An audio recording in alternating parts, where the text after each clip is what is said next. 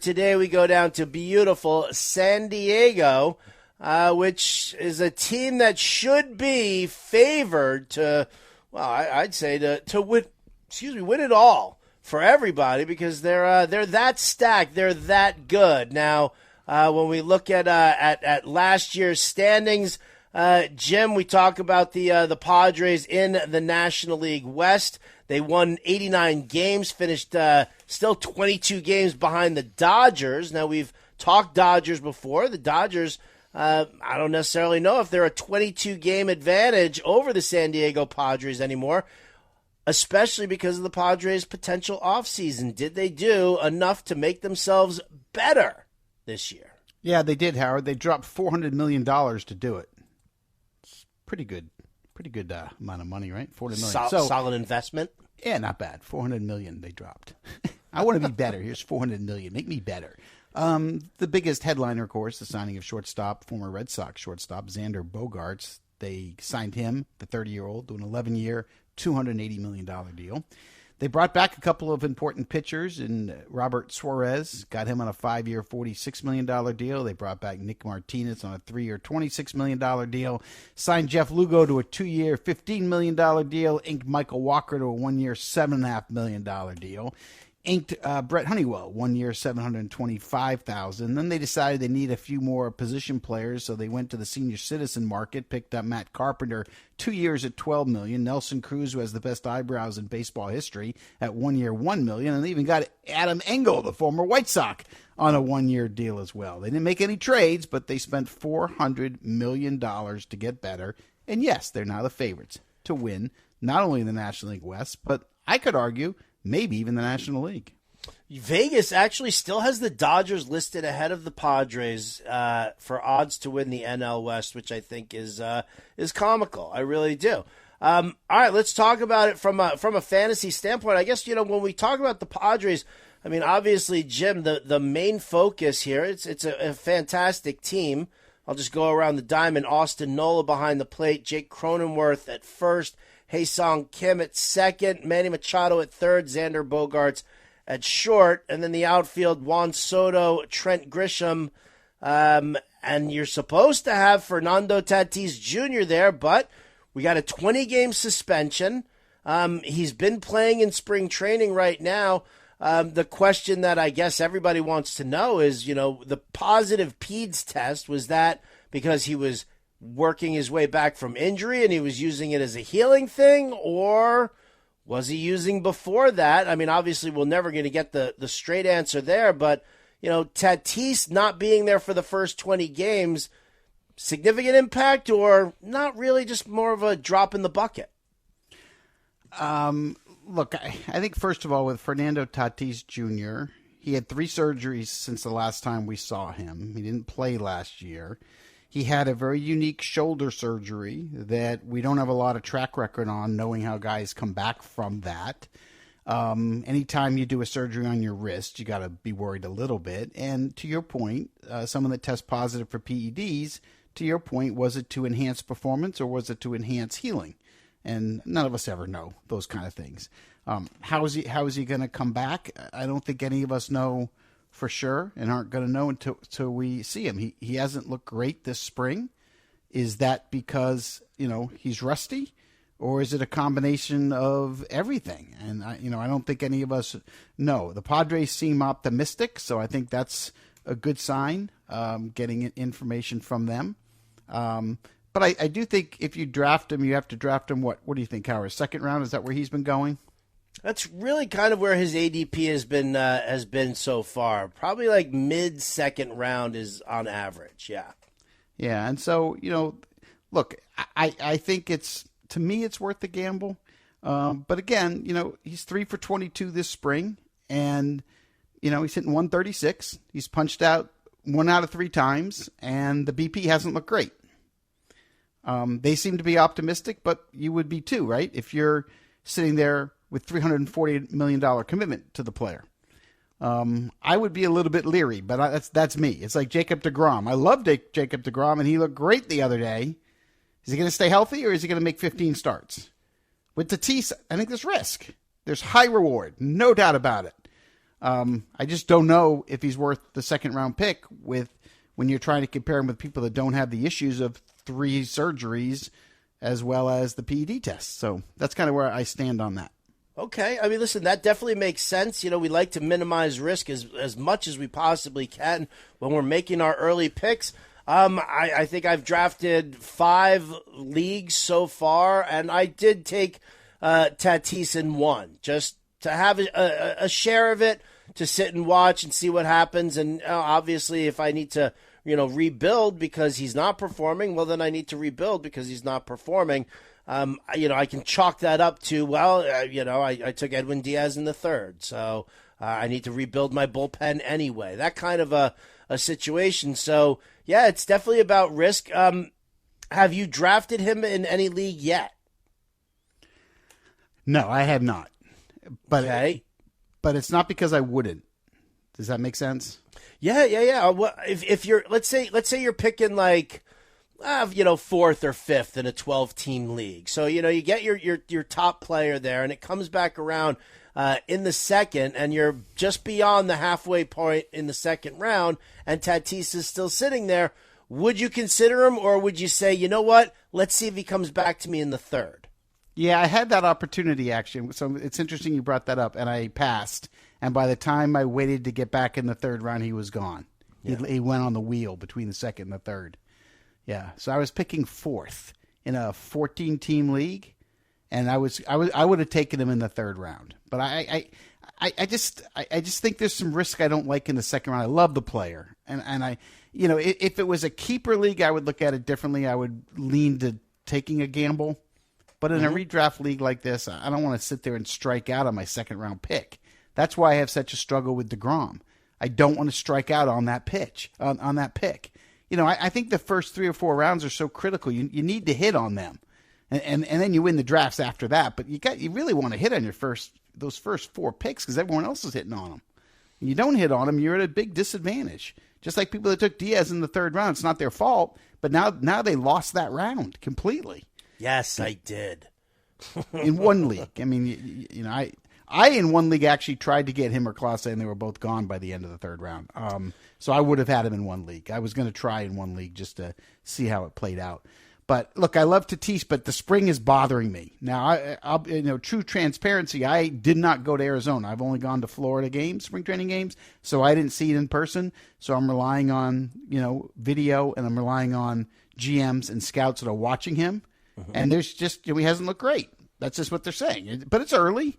I don't think it means much, right? I mean, I had Ron Gant and Eric Davis, who both missed a complete year, and both of them did not look good in spring training at all. And both of them won comeback player of the year. So again, Tatis easily could be comeback player of the year, and easily could have an MVP caliber season. Easily. I just struggle with it. I just struggle with it. So, I'm more on Soto and Machado from the Padres this year than I am Tatis. Soto, Machado, Bogarts, these are solid picks for fantasy purposes here. We know Tatis goes early, so let's look at some of the other players here and talk about whether or not they've got any kind of fantasy value to you. Ha-Sung Kim at 2nd, Cronenworth, who's obviously first base and second base eligible, maybe Austin Nola. I'll leave out the geriatric ward of Carpenter, Cruz, and leave it aside there. But what about Trent Grisham? Maybe do any of those guys interest you at all for fantasy for depth? So Nola, a little bit of catcher. He's an offensive catcher, so I don't have to worry about his defense a little bit. Cronenworth, I think, can hit 18 to 20 homers and drive in 80 runs. And he can score maybe even 100 this year with the lineup they have, and he can hit 270 with 34 on base. He's been an all-star the last 2 years, so I like the fact he qualifies at first, second, middle infield, quarter infield. I like him as a depth play a lot. I don't like Kim. I don't like his bat at all. I love his defense, don't like his bat. Grisham is aggravating to me. So, I took a chance on him last year in a couple of leagues. Yeah, because he does have the speed-power combination, right? He has both. And, we saw him hit 15 homers and steal 13 bags in 21. Last year, he stole 17 homers, only stole 70. He hit 184 last year. So his batting average has gone from 251 to 242 to 184. He's won a couple of Gold Gloves, but I don't know. He could bounce back, but we've watched him now for 3 years, and he doesn't seem to get better. So I like him in reality, not as much in fantasy, kind of like Kim. Love their defense up the middle. I'm not sure they're going to score enough for me. So again, I'm all in on Machado, 100% in on Soto. Both of them, I'll take either one of them in the first round and be happy. Love them both. Bogarts is okay. I don't like the fact you don't get stolen bases and you don't get 25 to 30 homers. You do get batting average, and you're going to get runs and RBIs because of the lineup he's in. There's a lot of shortstops I like better because I do like shortstop that steal bases better. But for an example, if I'm deciding between Bogarts and Correa, I'm going to take Bogarts because you're going to win the 3 categories, batting average, runs, and RBIs. Bogarts is going to beat Correa. So if that's my comparison, then I like Bogarts in that kind of range. But when we get to starting pitching, Howard, I'm all in.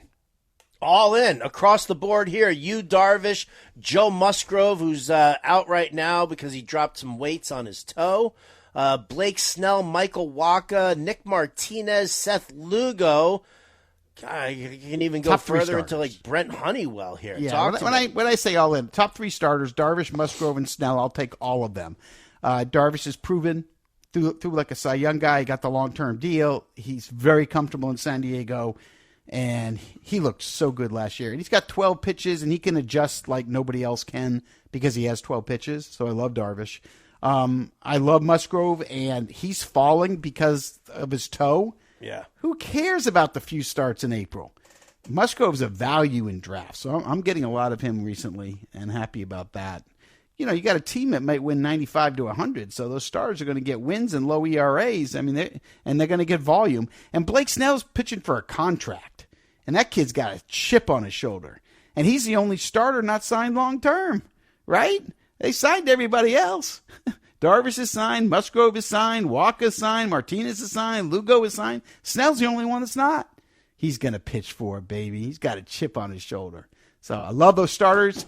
Go to the bullpen, Howard, because I love Josh Hader, third, but now the second best closer in the National League, right? With Diaz out, right? Clase then Hader, maybe? Yeah, I mean, listen, I had to adjust my rankings over here at fantasyalarm.com and took out Diaz. And yes, Clase number 1, Josh Hader number 2. I mean, listen, that's but again, now the question is Hader was kind of falling a little bit to like the late 4th, early 5th round. Does the fact that Diaz not being there anymore, does that possibly drive the ADP up a little bit for Hader? Oh, it definitely has to. Yeah. I don't think there's any doubt it does. It brings everybody up a notch. It does, because now Diaz isn't draftable. So Hader is now number 2. So you want him. I think he's been going in 4th or 5th round. I think he's going to now be definitely end of 3rd round. He's going to be right after Clase. If you want an impact closer, it's Clase and Hader now, I think. All right. Yeah. I mean, Yeah, absolutely. You're completely right. That's it's. You could say it's so funny. Like when I have to make the adjustments to the ultimate cheat sheet, and I have to take Diaz out, and where do I start moving people up? And do they move up into his spot, or who moves up further, who doesn't move up at all? So all of that there in the fantasy baseball cheat sheet at fantasyalarm.com. You can check it out over there, and all the adjustments. It's been updated as early as the day after Edwin Diaz's injury. Let's talk about the farm system, the depth that we've got here in San Diego. Obviously, there are some spots here, Jim. Designated hitter, center field, second base, first base even. Is there any kid on the horizon for the Padres that we might want to look at? I love Dylan Lesko in a dynasty league, Howard. I absolutely love him. I think he's an absolute stud pitcher. So in a dynasty league, you want to get Lesko for sure. I mean, this is a no-brainer, right-handed pitcher. Your kind of guy, Howard. 6'2", 195. He was the first-round pick this past year, and STUD, just stud. He came out of Georgia, Buford, Georgia, I believe. So you want him. They got a shortstop named Jackson Merrill, who they'll trade at the deadline. He's a pretty good player. Ethan Saul's a catcher. They'll trade him at the deadline. Samuel Zavala, an outfielder. They'll trade him at the deadline. Robbie Snelling, a left-handed pitcher. They'll trade him at the deadline. They're going to do whatever they can to win. I mean, keep in mind, A.J. Preller is as aggressive as GM as there is in the game. Peter Seidler is spending recklessly. Like, I hate to use that word because I love what he's doing for the game, right? But he's spending like he's in New York or L.A. Like, he doesn't care. He's not worried about paying the bills later in life. He's just going to spend it all now, and he's trying to bring a world championship to San Diego. He'll trade anybody it takes to win. He'll sign more players. He's not done. He'll make a run at Soto. He'll make a run at Shohei Ohtani in the offseason. He'll do what it takes, baby. Just consider the Padres being a big market team like New York or L.A. That's what they are right now. See, I like that. I like the fact that they want to win that badly. And listen, we see it all the time. When you win that world championship, it definitely pays off on your investment. So I dig that, and I love the fact that A.J. Preller is as aggressive as he is. All right, Jim, let's wrap up our Padres coverage here with one sleeper, one bust. Okay, sleeper, I'll go with Jake Cronenworth because I think he is a 20 home run guy that can hit for average, and I think he'll get a lot of runs and RBIs because of the lineup. And I like the fact that he qualifies middle infield, quarter infield, first base, second base, maybe even outfield. I'm not sure, depending on your league. So I think he's a sleeper. I do. I think he's a quiet guy that no one would think about. Bust, I'm going to go with Trent Grisham again. I think he was busted last year. I think he'll bust again this year. Yeah, I'm with you on that one there. Cronenworth is an interesting one. Yeah, as long as he's getting the at-bats, that's all I want to see. There was always I felt like there might have been some concern that he would end up in like a super utility role, but it does not look like that's the case. So Jake Cronenworth, don't sleep on him, people. The GM's telling you, stay tuned. All right, that's going to wrap up the Padres for us here from a fantasy perspective. And as always, you can hear our MLB team breakdowns anytime you want. You can go to the SXM app and search Fantasy Alarm. You can also go over to the free Fantasy Baseball Draft Guide over at fantasyalarm.com. Just look for the front office insights. You can't miss it.